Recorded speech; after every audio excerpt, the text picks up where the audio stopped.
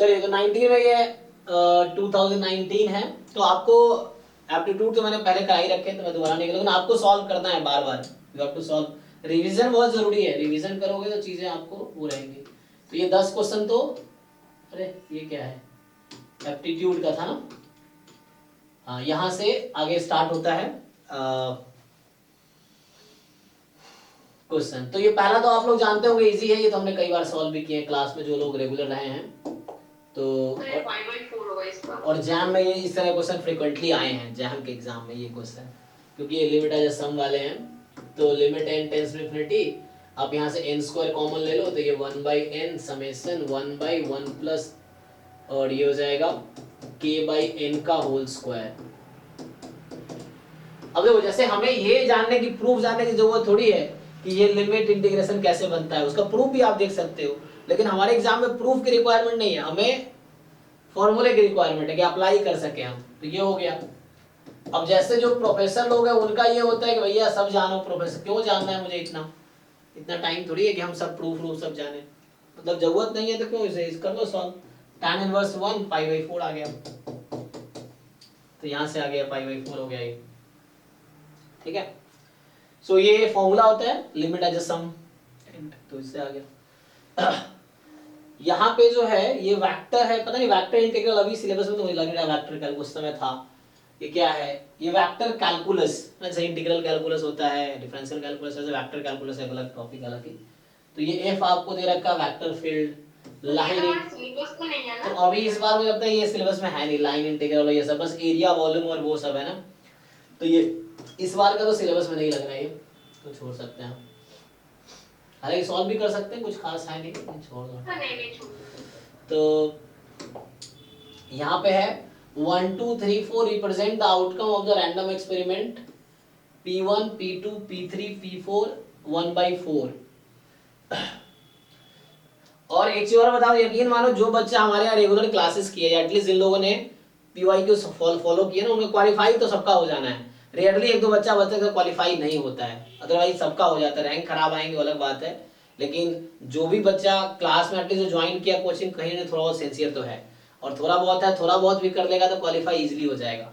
तो एक ही दो बच्चा मुश्किल से बचता है गेट में भी या जैम में, जो है क्वालिफाई नहीं होता, क्योंकि टॉप रैंकर तो वही बच्चे हैं जो बहुत ज्यादा मेहनत किए, बाकी ऐसे ही है तो क्वालिफाई सब हो जाते हैं, इतना भी मुश्किल नहीं है। इस तरह से है।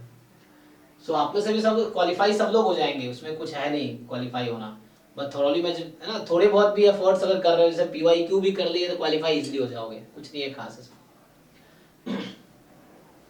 सो यहाँ बोल रहा है कि A1 1 2 है, A2 2 3, A3 3 4, A4 जो है 1 2 3 है, then which of the following is true, तो चेक तो कर सकते हैं इजीली। ये इक्वली लाइकली है, तो इसकी प्रोबेबिलिटी 1/2/4 होगा, हाँ सबकी 2/4 हो गई। अब ये भी 2/4, अच्छा A4 की 3/4, तो यहाँ 3/4 हो गई। अब बस चेक कर लो, तो हमें क्या करना होता है, इंटरसेक्शन की प्रोबेबिलिटी इक्वल होना चाहिए प्रोडक्ट ऑफ इंडिविजुअल्स, तो लाइक यहाँ पे अब तो इजी है, चेक करके देख लीजिए। तो बस A1 इंटरसेक्शन A2 की probability of A1 into probability of A2 होगी तो इंडिपेंडेंट, अदरवाइज नहीं है, तो इजी है, तो बेसिक। ये कह रहा है कि फेयर डाइज रोल्ड 2 टाइम्स। एक बात पूछनी थी। हाँ बताओ। आप जो बोल रहे हैं कि एग्जाम क्लियर करना इजी है, तो मतलब आप लोग कि ज्ञानी जो है वो एग्जाम नहीं क्लियर कर पाते, नहीं तो फिर मतलब तो फिर ये क्यों नेसेसरी है कि PhD पेपर पब्लिश करने के लिए गेट नेट होना जरूरी है? नहीं, वो तो फेलोशिप के लिए ना, गेट नेट जरूरी इसलिए थोड़ी है PhD कर सको, बिना नेट गेट का ही PhD होता है। मतलब पेपर पब्लिश करने के लिए, मतलब अच्छे जर्नल में जाने के लिए क्यों नेट गेट चाहिए? नहीं ऐसा नहीं है, आप कहीं एडमिशन किसी इंस्टीट्यूट से एफिलिएशन के लिए चाहिए, पेपर पब्लिश करने के लिए थोड़ी नेट गेट चाहिए। किसी का लोग एक्सेप्टेंस रेट बहुत कम होता है। नहीं ऐसा नहीं है, उसको थोड़ी पता है जर्नल वालों का आपका गेट नेट क्लियर है कि नहीं। जब हम पेपर सबमिट करते हैं, सिर्फ अपना पेपर सबमिट करते हैं, हम जो आपने लिखा है पेपर वो सबमिट करते हैं। प्रोफेसर क्यों बोल रहे थे कि वो पब्लिश करना इतना डिफिकल्ट है? नहीं वो एक तो प्रोफेसर जिसके अंडर आप हो, पहले उसको छोड़ो, वो ज्यादा ज्ञानी आदमी लग रहा है, वो आपको भविष्य खराब करेगा। पेपर पब्लिश करने के लिए कोई जरूरत नहीं है नेट गेट क्लियर हो, आप बिना कोई घर पे बैठा आदमी पेपर पब्लिश कर सकता है। उसमें क्या है, जर्नल की वेबसाइट पे जाने हैं, उस पे जाके सबमिट करना है, फिर वो रिव्यू होता है, देख के वो बताएंगे कि आपका पेपर उस लायक है कि नहीं है तो आगे। तो गाइड को तो जरूरी है ना, तो गाइड तो चाहिए ना। गाइड की भी जरूरत नहीं है, गाइड जरूरत है अरे गाइड मतलब क्या, इंस्टीट्यूट से एफिलिएशन के लिए चाहिए ना। आप जो बात कर रहे हो किसी के अंडर, आपने पूछा होगा कि उनके अंडर प्रोजेक्ट करना है या पीएचडी करना है। हाँ मुझे की थी, तो उसका तो पेपर है तो उसको पब्लिश नहीं कर पा रही। नहीं, क्यों नहीं कर पा रहे आप? अब पेपर अगर ठीक है तो पब्लिश आप खुद कर लो, बिना किसी प्रोफेसर की हेल्प से कर सकते हो। क्या करना है, आप जर्नल देखो सुटेबल जर्नल कौन सा है, उसके वेबसाइट पे जाओ, वेबसाइट पे सबमिट आर्टिकल का ऑप्शन आता है, सबमिट करो जाके, फिर उसका। तो ये खुद से कर सकते हैं क्या? बिल्कुल कर सकते हैं आप, ये है। उसके लिए कोई प्रोफेसर वो थोड़ी चाहिए, पेपर आपके ठीक होने चाहिए, मतलब उसमें ठीक ठाक काम। आप किस जगह जर्नल सबमिट करो, बताओ उसको, आप सबमिट करो, या उसमें लिंक भेज दूंगा मैं, बताओ जर्नल किस में सबमिट करना है। कोई प्रोफेसर नहीं चाहिए, कोई इंस्टीट्यूट नहीं चाहिए पेपर पब्लिश करने के लिए, ये है। उसमें सिर्फ आपका पेपर चाहिए जिसको सबमिट करना है, ये है। तो कोई भी तो पब्लिश कर सकता है मतलब। हाँ, कोई भी कर सकता है, सही बात है, पेपर कोई भी पब्लिश कर सकता है, ये जरूरी थोड़ी है कि इंस्टीट्यूट से ही होना चाहिए, कोई भी पब्लिश कर सकता है। पब्लिशिंग एजेंसी, अब किताब लिखने के लिए मतलब बुक पेपर पब्लिश करना कि किताब लिखना सेम है। बुक पब्लिश करना मतलब क्या है, किसी आप पब्लिकेशन वाले के पास जाओगे, भैया ये हमारा किताब है छाप दो।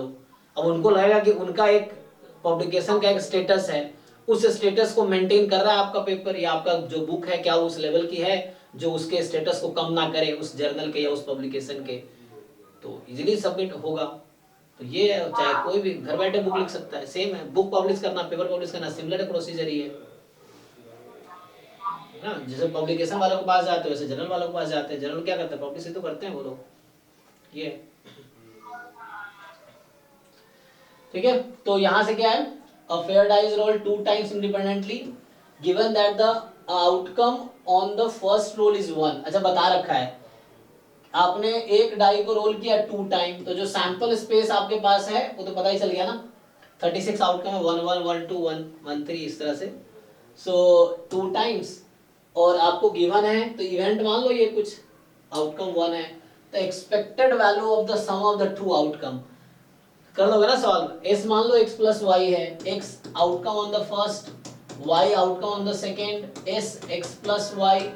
अब यहाँ पूछ रहा है expectation of x plus y given x is equal to 1, तो क्या ही है, इसको आप ऐसे भी हटा सकते हो, इसमें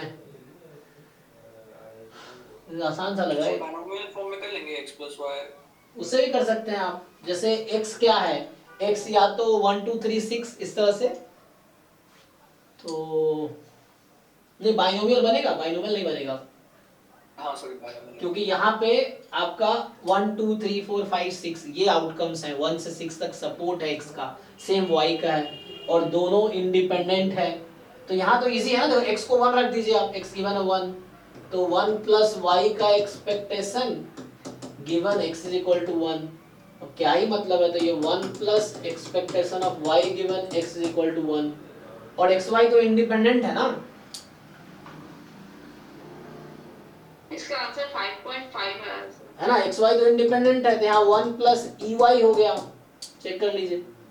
तो 1 प्लस ई वाई का क्या मतलब है, अब एक्स देखो क्यों हटा दिया मैंने ये, क्योंकि एक्स वाई इंडिपेंडेंट है, तो एक्स क्या गिवन है, क्या ही फर्क पड़ता है वाई को, तो ई वाई हो गया। और ई वाई का मतलब क्या, वाई के पॉसिबल आउटकम 1 2 3 6 है, तो 6 आउट मतलब ये एक्स वाई का जो डिस्ट्रीब्यूशन क्या है, यूनिफॉर्म डिस्क्रीट है, over 1 2 3 up to 6 discrete uniform है, तो वो डिस्क्रीट यूनिफॉर्म है, तो ईच आउटकम पे 1/6 प्रोबेबिलिटी है।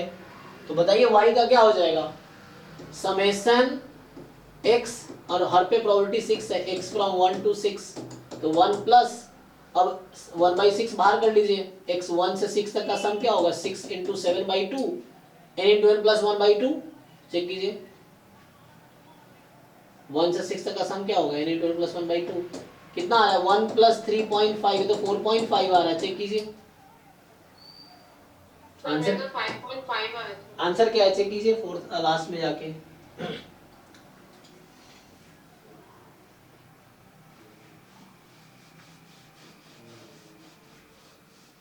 अच्छा, तो दूसरा अप्रोच ये था, तो ऑप्शन सी दिखा रहा है सर। 3 है, सी ये तो अलग ही नहीं हो गया। डी दिखा रहा है ना, ये ठीक है, आपका ही ठीक है, मेरा क्वेश्चन फोर्थ का क्या है, बी है, अच्छा उसका बी है। ओके ठीक है। तो ये एक अप्रोच हुआ, दूसरा अप्रोच भी है इसका। दूसरा अप्रोच होता कि यहां से तरीके तो कैसा है ना, आप कैसे स्टार्ट कर रहे हो उसके हिसाब से आंसर तब भी आएगा, कैसे भी स्टार्ट करो सही अप्रोच है तो आंसर सही आएगा।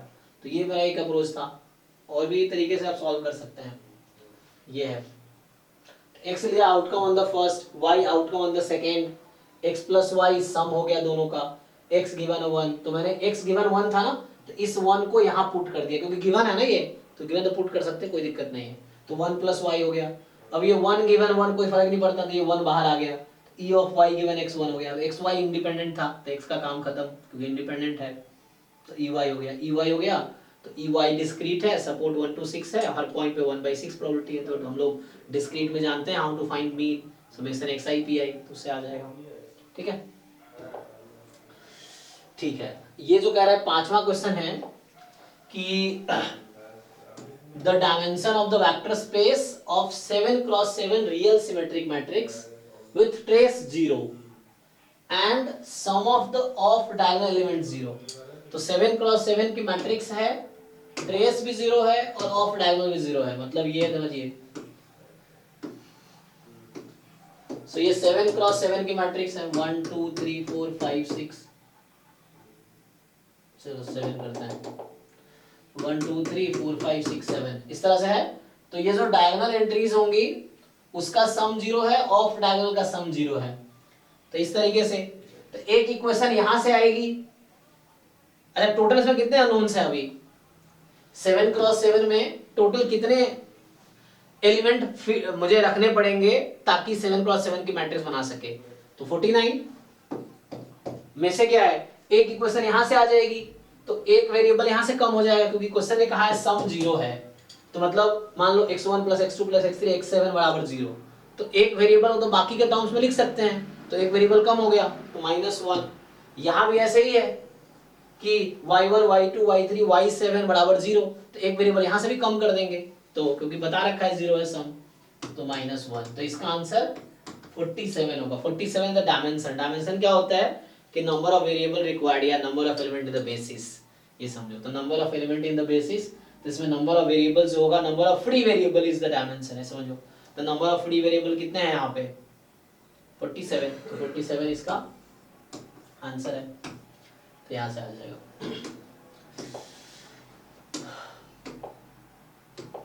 देखिए इसका आंसर 47 होना चाहिए, 47 ही होगा, ठीक है ना, तो इस तरह से आ जाएगा।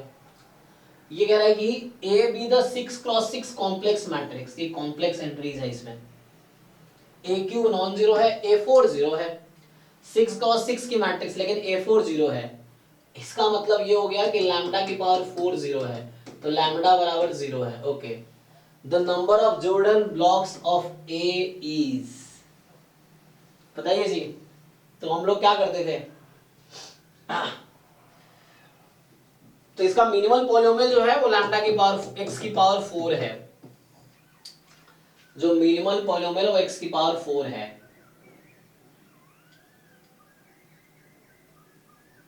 Number of Jordan block idea है आप लोगों को, हमने क्लास में डिस्कस किया है जॉर्डन ब्लॉक। तो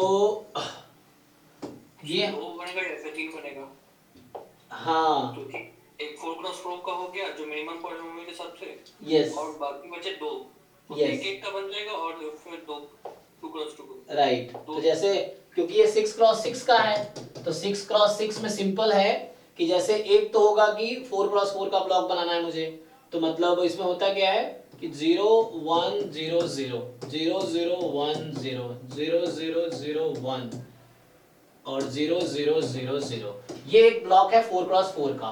तो जॉर्डन ब्लॉक क्या होता है कि डायगोनल पे आइगन वैल्यूज आती हैं, जो डायगोनल्स पे हैं वो आइगन वैल्यूज आती है जो कि 0 ही है यहाँ पे, और इसके ऊपर 1 आता है, ये एक ब्लॉक हुआ, और बाकी बचे अब ये सब 0 है,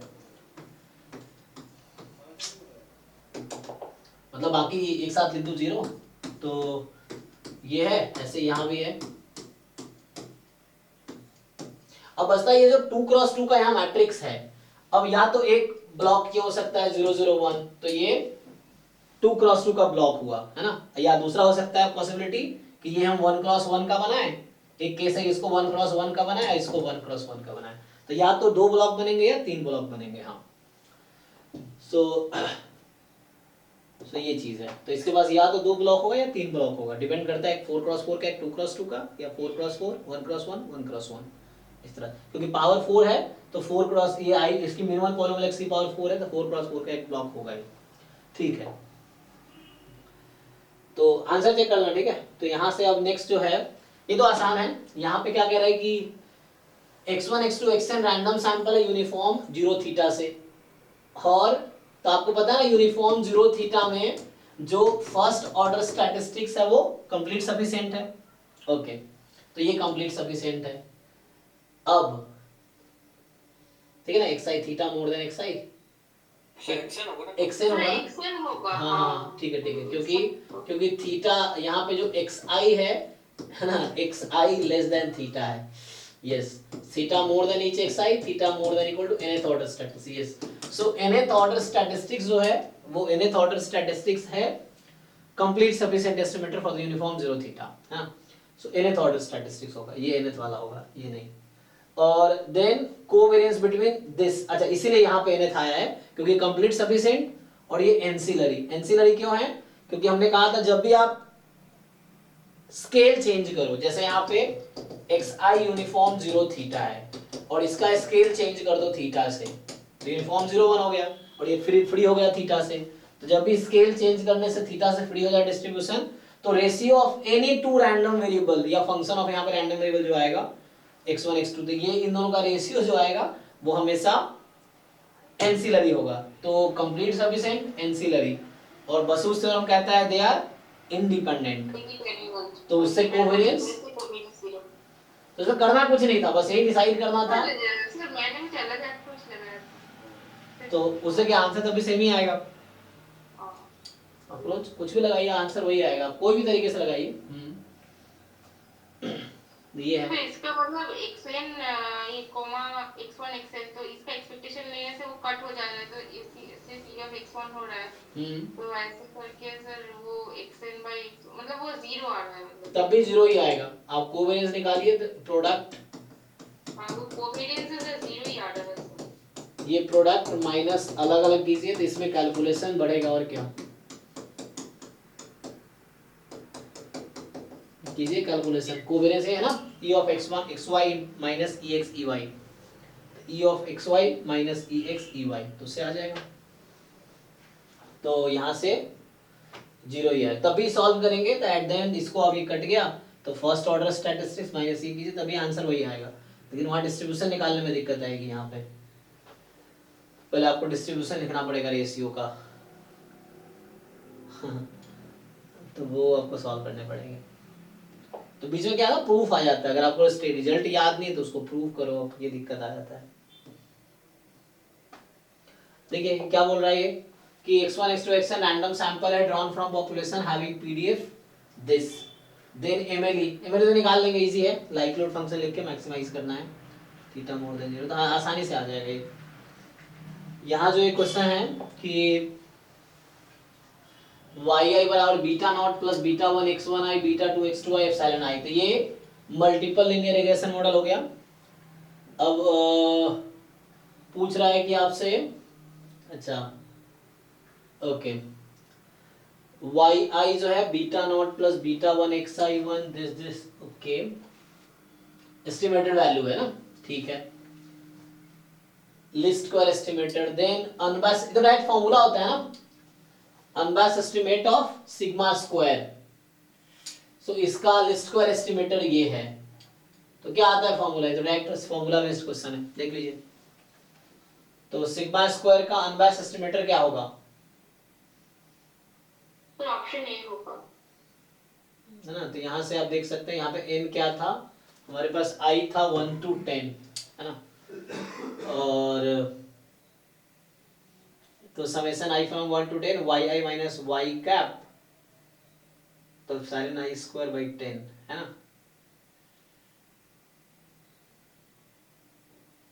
क्योंकि एप्सिलॉन क्या है, एप्सिलॉन है uncorrelated random with mean 0 and unknown variance sigma square. तो इजी है ना, डायरेक्टली आप अप्लाई कर दीजिए सब। बी क्यों दिया बी नहीं आएगा सर, बी।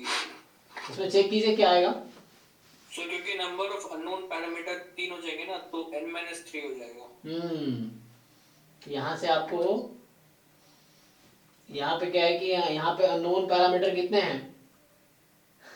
3 है तो बीटा नॉट 1 2। हाँ, तो उसकी वजह से यहाँ पे आपका चेंज हो गया, क्या आ जाता है 7 ना। ओके,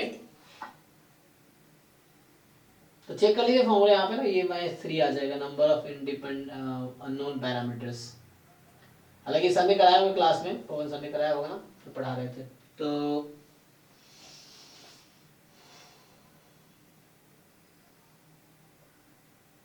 वो आ जाएगा, डायरेक्टली फॉर्मूला से आ जाएगा, उससे कर दो। तो सीधा ये 7 है क्योंकि यहाँ पे 3 वो है इसीलिए।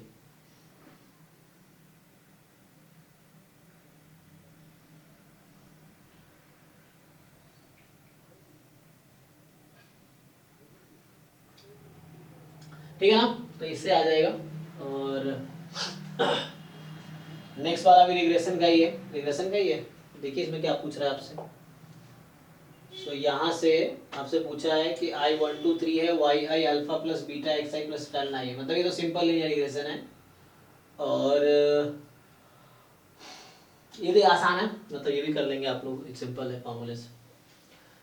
Sir blue, sir least square estimate का ब्लू क्या उसका मतलब वो लीस्ट स्क्वायर एस्टीमेट का जो वैल्यू अल्फा और बीटा का जो वैल्यू निकलता है वही क्या ब्लू होता है, मतलब जो थ्योरम। हाँ वही होता है, अनबायस्ड वे वो होता है उसका मिनिमम वेरिएंस, मतलब लीस्ट स्क्वायर में मिनिमम वेरिएंस। वो ब्लू भी वही होगा। तो मतलब इसमें से वो अल्फा का वैल्यू वो x वो मतलब जैसे दिया हुआ है। हाँ, तो यहाँ से आप अल्फा कैप निकाल सकते हो ना इस डेटा के हिसाब से, देखो करके। अल्फा बीटा कैप निकालो, आ जाएगा उससे ही आंसर, उससे मैच कर जाएगा, उसी से आ जाएगा। फाइंड करके देखो, बताओ मैच कर रहे हैं। जो हम फॉर्मूला जानते हैं सिंपल लीनियर इक्वेशन में, हमारे पास फॉर्मूला तो है ही already alpha cap beta cap का। वो पुट करके सारे डेटा यहाँ गिवन ही है, डेटा के हिसाब से पुट करके देखो, आ जाएगा, सीधा आ जाएगा, उससे वही आंसर आएगा।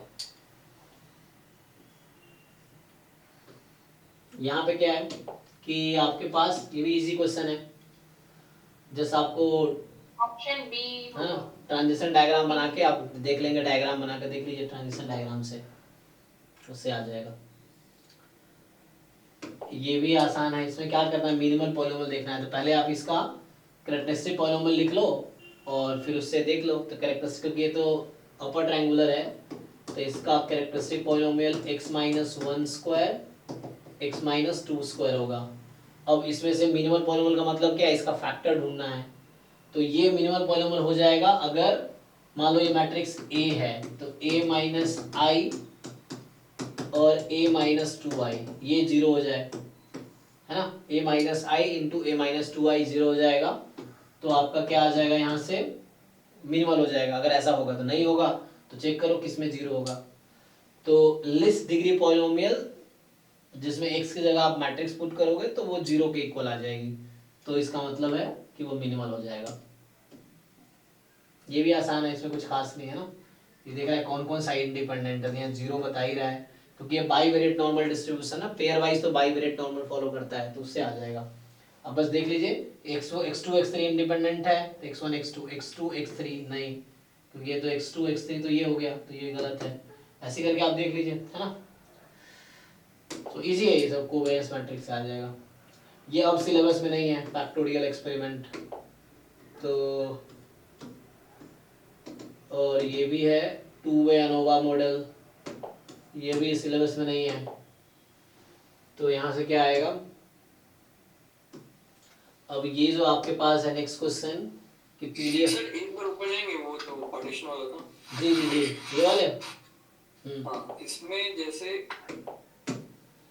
थर्ड ऑप्शन है जी, ये ऑप्शंस ये हैं, पहले स्टेटमेंट्स हैं। हाँ हाँ, ये तो जैसे अगर ये 2 3 और 1 है, तो 2 3 का पार्टीशन किया है तो हाँ, ठीक है। मतलब 2 का 1 के साथ देखिए और 3 का 1 के साथ देखिए। हाँ ठीक है। तो 2 का 1 के साथ 0 है, 2 का 3 का 1 के साथ 0 है। तो इसका मतलब वो जॉइंटली, ये दोनों जॉइंटली इंडिपेंडेंट होंगे x1 से। हाँ ठीक है। तो ये जो क्वेश्चन है कि ये तो जस्ट पीडीएफ है आपका 1/k e की power minus x by k exponential with mean k। Easy है, इसमें क्या करना है, जस्ट ओपन करना है आपको। समेशन k पे लगाया ना, तो कोई नहीं, ओपन करके कर लो, है ना, पुट कर लो 1 into e of x1 2 into e of x2 and so on। क्या ही करना है, 10 into e of x10। ठीक है जी। या ऐसा समझिए, नहीं ओपन करना है तो ऐसे भी लिख सकते हैं शॉर्ट में इसको, कि समेशन बाहर आ जाता है तो summation 1 to 10 k into summation, वो एक्सपेक्टेशन लग के पे तो लगेगा नहीं, एक्स पे लगेगा, और यहाँ मीन कितना है इसका, k ही है, तो ये k हो गया, क्योंकि एक्सपेक्टेशन इस पे काम करेगा, कांस्टेंट पे काम करेगा। k स्क्वायर हम जानते हैं इसका formula, k into k square, summation n square हमें पता ही है, तो n into n plus 1 2n plus 1 by 6, तो आ जाएगा इससे, देख लीजिए, इससे जो आंसर आएगा वही आंसर आएगा।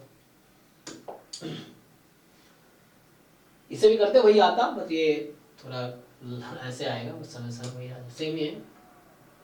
ये ज्वाइंट दे रखा है, c की वैल्यू पूछ रहा है, भी आसान है, ज्वाइंट डबल इंटीग्रेशन कीजिए, इसके रिस्पेक्ट में आंसर आ जाएगा।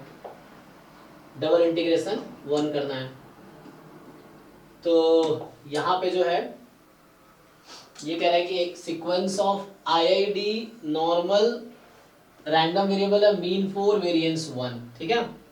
सो मीन 4 है, वेरिएंस 1 है, तो आसान है।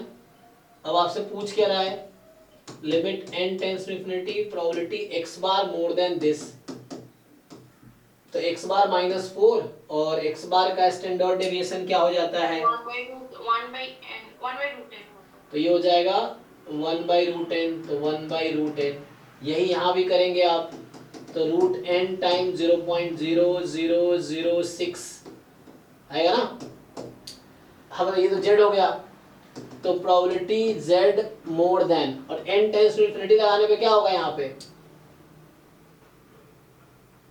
1 होगा, ये इंफिनिटी हो जाएगी, तो z मोर देन इंफिनिटी कितनी आएगी, 1 होगा। दिमाग में लगाओ थोड़ा सा ऐसे, अच्छा सर, हाँ नहीं, सिर्फ फिट से 1 ठीक है ना। तो z की कोई वैल्यू भी नहीं है, z मोर देन इंफिनिटी मतलब क्या, अब इंफिनिटी ज्यादा क्या ही हो सकता है, कुछ तो हो ही नहीं सकता, तो मोर देन है इसलिए 0, अगर लेस देन होता तो 1 होता, ठीक है ना। तो यहाँ मोर देन है इसलिए उसको 1 - z लेस देन इंफिनिटी करने से 1 - 1 0। जी जी जी, तो वहां से आ जाएगा, ठीक है। तो ये सब ना क्वेश्चन, ये आसान पेपर, मतलब ऐसा कुछ ज्यादा डिफिकल्ट लग नहीं रहा है, ऐसे इजी क्वेश्चन है।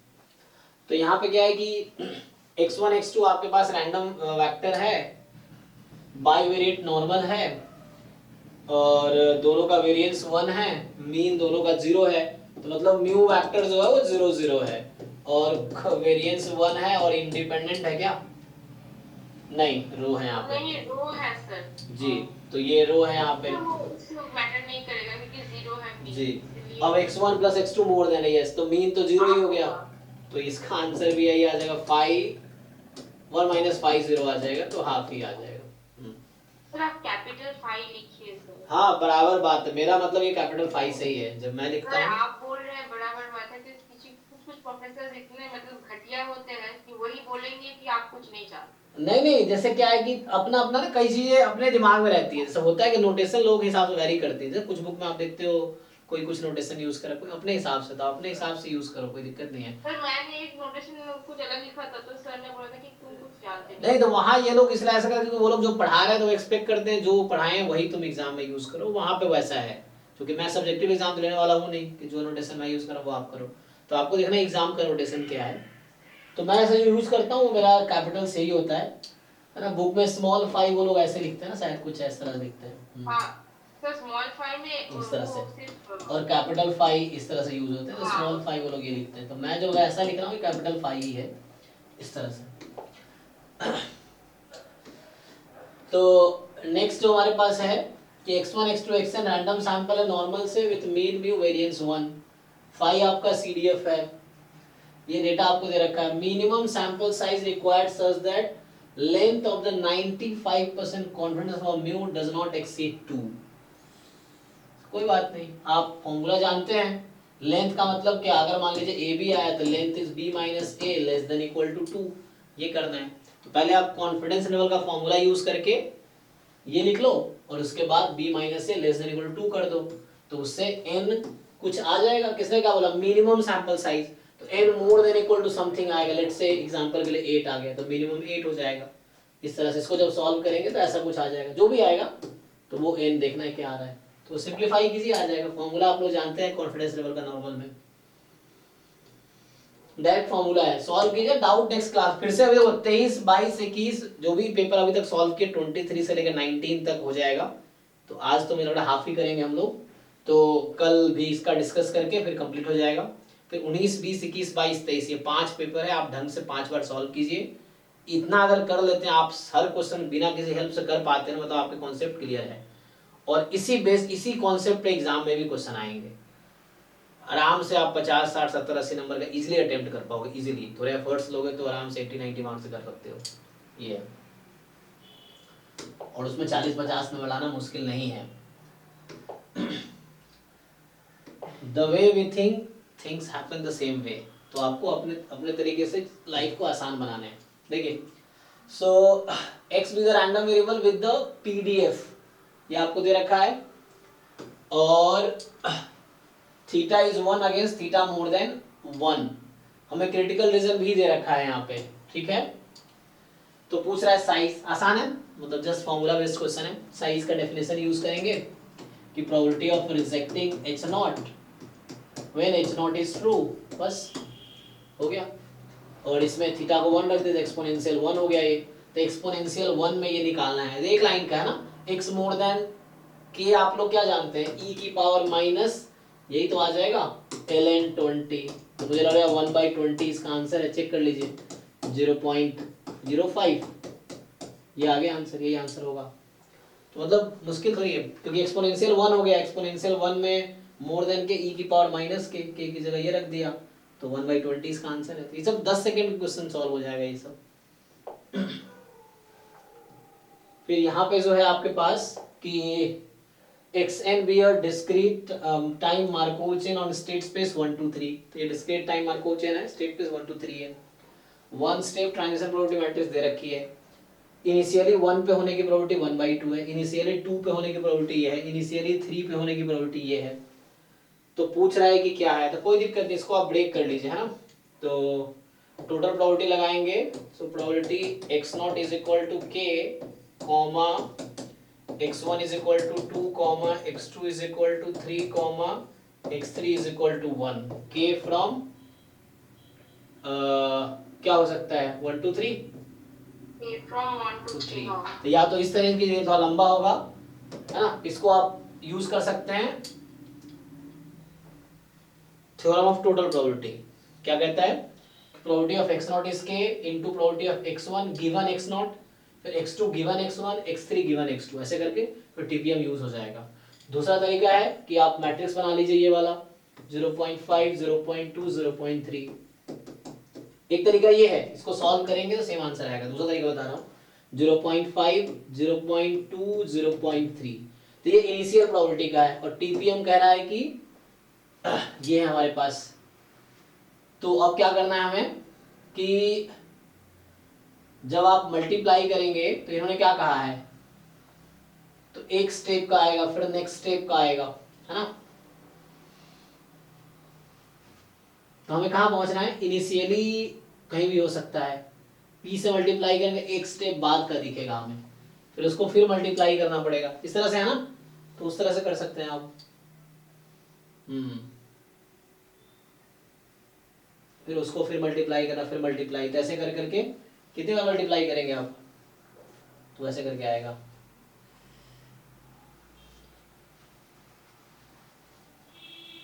समझ आ रहा है क्या नहीं आप लोगों को। तो हमें सर आपने जब किया था अपने अलग से किया था, किससे अलग से किया था, सर मतलब आप जैसे गिवन गिवन करके बोल रहे हो वैसे ही किया था। इससे किया था ना। हाँ तो इससे भी हो जाएगा, इसको भूल जाओ, इससे भी आ जाएगा। तो इससे भी आ जाएगा, मतलब यहाँ पे ब्रेक करेंगे आप probability of x not given के इनटू, मतलब ये 3 पार्ट में ब्रेक होगा ना। यहाँ पे क्या होगा, probability x not is equal to k summation k from, 2 तरीके से किया होगा, आप चेक कीजिए 2 तरीके से किया होगा, इनटू प्रोबेबिलिटी, जब आप वीडियो देखेंगे स्टोकेस्टिक प्रोसेस वाला तो वहां हमने इस तरीके से किया है, x not is equal to k, वो नोट में तो उसे देखी कोई बात नहीं देखिएगा दोबारा, x1 इज इक्वल टू 2, फिर यहाँ से probability x3 equal to 1, x2 is equal to 3, ये है। अब ये ट्रांजिशन प्रोबेबिलिटी मैट्रिक्स इसलिए दिख रहा है कि 3 से 1 जाने की क्या प्रोबेबिलिटी है, 2 से 3 आने की क्या प्रोबेबिलिटी है। अब यहाँ पे k के हिसाब से आपको ब्रेक करना पड़ेगा, तो इसको आप बाहर ले जाइए और इस पे समेशन लगा दीजिए, तो k से 2 आने की क्या प्रोबेबिलिटी, k यहाँ पे अलग अलग है उसके हिसाब से, ये है। तो इसमें मल्टीप्लाई कर रहा था, अगर आप पहले कॉलम से मल्टीप्लाई कर देंगे तो x1 पे आने की प्रोबेबिलिटी आ जाएगी, इसको मल्टीप्लाई कीजिए इससे, तो 1 पे जाने की क्या प्रोबेबिलिटी है, नहीं x2 में 2 पे जाना था ना, तो इससे मल्टीप्लाई करना पड़ेगा, तो इसको यहाँ लिखना पड़ेगा। 2 तरीके से आप सॉल्व करके देखिए तो बताइए, मैट्रिक्स से भी हो जाएगा क्योंकि इनिशियली यहाँ पे है, इसकी प्रोबेबिलिटी है। अब आपको कहाँ पहुंचना है, उस एक स्टेप बाद आपको पहुंचना है 2 पे, तो 2 से मल्टीप्लाई कर दो तो 2 पे पहुंचने की प्रोबेबिलिटी आ जाएगी। फिर उसको उससे कहाँ पहुंचना है, तो उसके बाद आपको पहुंचना है 3 पे, तो ये जो प्रोडक्ट होके आएगा ना, मैं लिख के बता देता हूँ क्या कहना चाह रहा हूँ, 0.5 0.2 0.3, इसको पहले मल्टीप्लाई करेंगे इस वाले से, 0.3 0.2 0.4, समझिए ये इनिशियली 0 1 2 पे होने की प्रोबेबिलिटी है, उसके बाद एक स्टेप बाद 2 पे आने की क्या प्रोबेबिलिटी है। अब ये जो आएगा आंसर ये 2 पे होने की प्रोबेबिलिटी है, उसके बाद कहाँ पहुंचना है आपको 3 पे, तो 3 वाला क्या है, तो 0.3 0.3 0.4, फिर उसके बाद कहाँ पहुंचना है आपको 1 पे, 1 वाला क्या है 0.4 0.5 0.2, इससे भी आंसर वही आएगा जो इससे आएगा, तो करके देखिए तो समझ आएगा। इसका ऑर्डर क्या है, अभी 1 रो है 3 कॉलम है, फिर 3 रो है 1 कॉलम है। अच्छा एक तो नंबर आ जाएगा ना, थोड़ा सा तो ये x2 पे पहुंचने की प्रोबेबिलिटी आ गई ना, ओके। फिर मुझे क्या करना पड़ेगा, यहाँ से x1 x2 x3, तो ये x2 पे पहुंचने की प्रोबेबिलिटी आ गई। अच्छा उसके बाद का तो यहाँ से मिल जाएगा, ओके सॉरी, तो उसके बाद यही तो चाहिए आपको, उसके बाद का तो यहाँ से मिल जाएगा, टीपीएम से एक एक वैल्यू उठाने हैं आपको। ये क्या मिल गया, इसको मल्टीप्लाई करेंगे तो क्या मिल जाएगा, ये इनिशियली था और एक स्टेप बाद 2 पे होने की प्रोबेबिलिटी, तो ये एक्चुअली पता है क्या आ गया, x1 बराबर 2 की प्रोबेबिलिटी आ गई। ये जो मैंने भी मल्टीप्लाई किया ना, ये x1 बराबर 2 की प्रोबेबिलिटी आ गई। अब यहाँ पे कंडीशनल लगा देंगे तो भी हो जाएगा, तो यहाँ पे क्या लगाएंगे कि probability x1 is equal to 2 given, मतलब 2 इनटू, अब दिस इन गिवन दिस, तो 3 से 2 आने का, तो 3 से 2 आने का, ठीक है ना, ये हो जाएगा। और फिर बाद में तो यहाँ 0. ये सिर्फ 0.4, इसके बाद सिर्फ 0.4 मल्टीप्लाई करना है, और फिर क्या कर रहा हूँ, 2 से 3 जाना था ना मुझे, 2 से 3 जाना था, 2 से 3 का 0.3 होगा, थोड़ा सा देखना कैलकुलेशन यहाँ मिस्टेक कर रहा हूँ।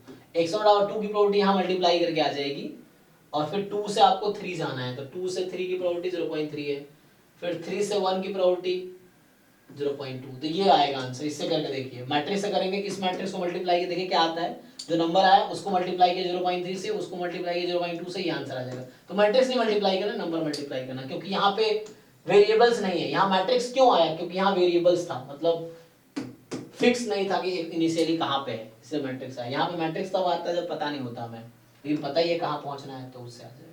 ये भी है, ये भी है, करके देखो, पहले करा ही रखा, नहीं समझ आता बस कि ये हमेशा इंक्रीजिंग ऑर्डर में जाते हैं कि हम जैसे 1 से 2, यस यस, कभी आप 2 बार जंप नहीं कर सकते क्योंकि 1 स्टेप ट्रांजिशन है ना, तो 0 से 1 पे ही जाना पड़ेगा आपको, फिर 1 से 2 पे जाना पड़ेगा, 2 से 3 पे जाना, मतलब ये इंडेक्स की बात कर रहा हूँ। इंडेक्स जैसे 0 है ना, x0, फिर x1, फिर x2, फिर x3, इंडेक्स 2 नहीं बढ़ सकता, इंडेक्स एक ही बढ़ा सकते हैं आप,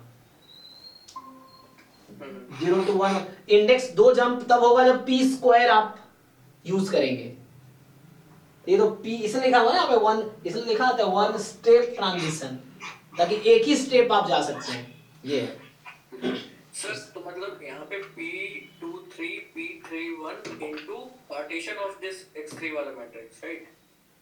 तो एक बार दोबारा ट्राई करते हैं। हाँ अब बताइए, P23 P31 P3 P1 into partition of X3 वाला मैट्रिक्स। हाँ, यहाँ पे क्या हुआ, 2 से 3 गया, यस, P23 P31, यस, आप सही कह रहे हैं। फिर पाई नॉट पाई 3 1 के हिसाब से निकालना पड़ेगा। अब आपको, हाँ, अब आपको ये नहीं पता इनिशियली कहाँ था, है ना, तो इसके लिए हमारे पास ये वाला मैट्रिक्स है 0.5 0.2 0.3 0.5 0.2 0.3। ये x0 का है, x1 का नहीं पता अभी आपको, तो x0 से x1 का निकालेंगे, फिर x3 तक का तो निकालेंगे। x1 कहाँ पे जाना चाहिए था आपको, 2 पे चाहिए था, तो 2 वाला हम मल्टीप्लाई कर देंगे, तो ये यहाँ मल्टीप्लाई हो जाएगा। अब आपने 2 से 3 और 3 से 1 का कर ही दिया, ये है।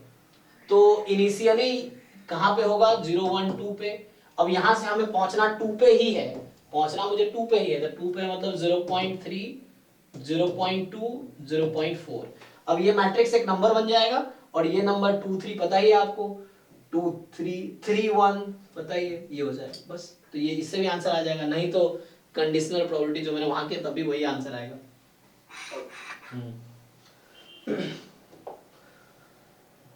यहाँ 23 जो है, अच्छा, f भी एक continuous positive real valued function 0 1 पे है, तो f sin x cos x dx, तो ये अब cos x sin x को t ले लीजिए ना, तो ft dt 0 से 0, तो ये 0 आ जाएगा। तो ये भी कुछ खास नहीं था, बस सब्स्टिट्यूशन मेथड यूज करवाना चाह रहा है कि sin को t लो, cos t dx ये हो गया, 0 से 0 तो 0 बस। और 24 कह रहा है कि a random sample of size 100 classified into 10 class intervals covering all the data points, तो 10 क्लास इंटरवल में डिवाइड किया, covering all data points, to test whether the data comes from normal distribution with the unknown mean and unknown variance.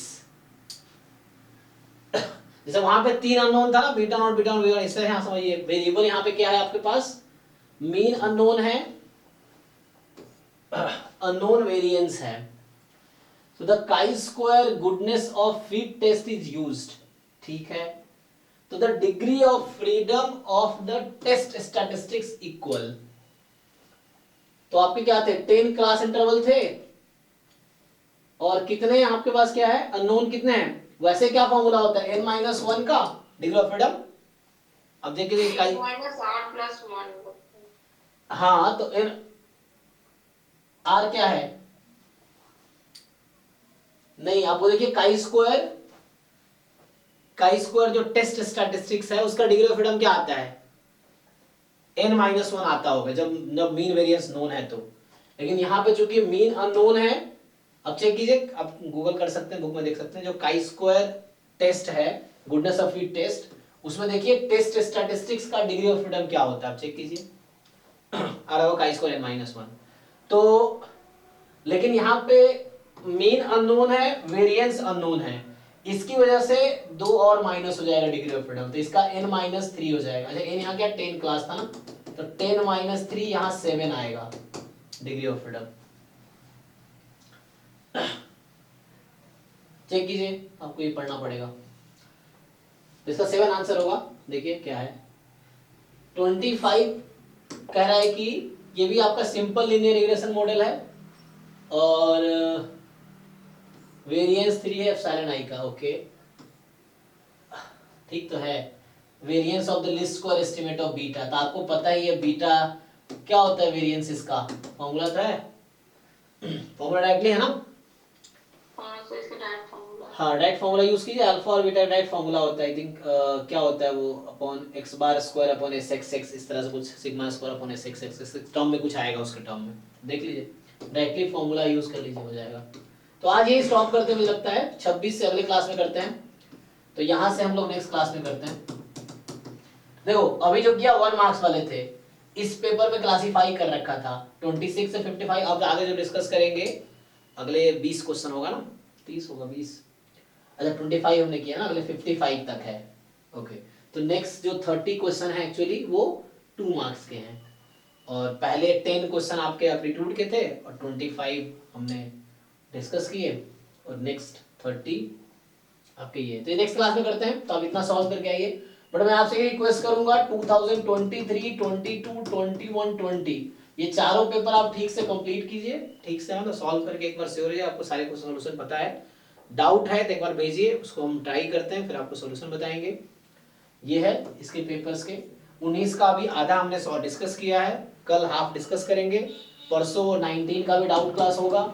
उसके बाद ये gate statistics 19 से start हुआ था तो 19 से हो गया। बाकी उसके पहले हम डिस्कस करेंगे 2005 तक का पेपर डिस्कस करेंगे गेट में, तो उससे पहले गेट मैथमेटिक्स में स्टैट्स के क्वेश्चन आते हैं वो हम डिस्कस करेंगे। एक साल में मुश्किल 5-10 क्वेश्चन है तो हम एक दिन में 4-5 पेपर डिस्कस कर लेंगे तो ज़्यादा टाइम लगेगा नहीं, ठीक है।